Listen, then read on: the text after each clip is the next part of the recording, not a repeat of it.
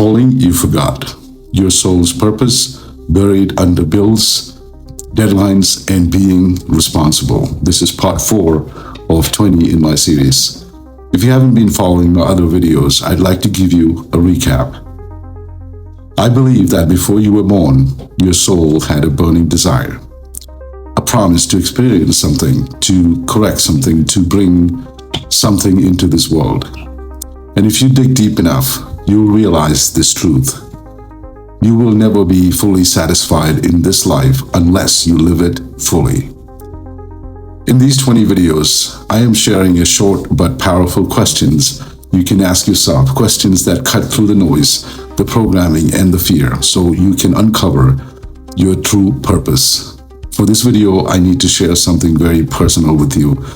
Most people would never open up about something like this, not because it's shameful, but because it's deeply private. I am not telling you this to gain sympathy or to create an emotional hook. I'm sharing it because it perfectly demonstrates a point that I am trying to make today. About 3 years ago, I had a heart attack. For about half an hour, I was gone. And in those moments, when you feel the fragility of life breathing down your neck, one thought grips you harder than anything else. What will I leave behind? I have 4 children between 18 and 25. There are things that I desperately want to teach them, not to control their choices, but to hand them the wisdom my ancestors handed me. I treasure those lessons. They have shaped me, and I want to pass them on before time runs out. But in today's world, where we are taught to be so independent that we barely sit with our elders, it's hard to in those moments. So I decided, if I can't always pass them on in person, I'll document them here digitally. They're online, they will live forever. And maybe when the time is right, my children or even my grandchildren will find these words and know exactly what we stood for. So here's today's question. If you were gone tomorrow, what's the one message you would want to leave behind? This message is your compass. Build your life around it.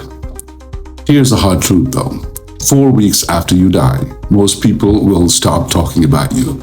9 months later, your name will rarely come up. Life moves on because it has to. So what do you want them to say when your name does come up? You wouldn't want them to say things like they were always angry, or they never chased their dreams, or they just worked and that's it. They never stood for anything.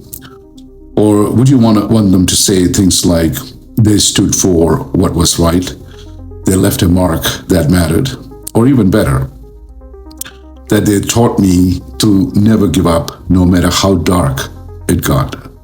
They lived in truth even when it cost them everything. They inspired me to live my life differently. Write your message down, live by it.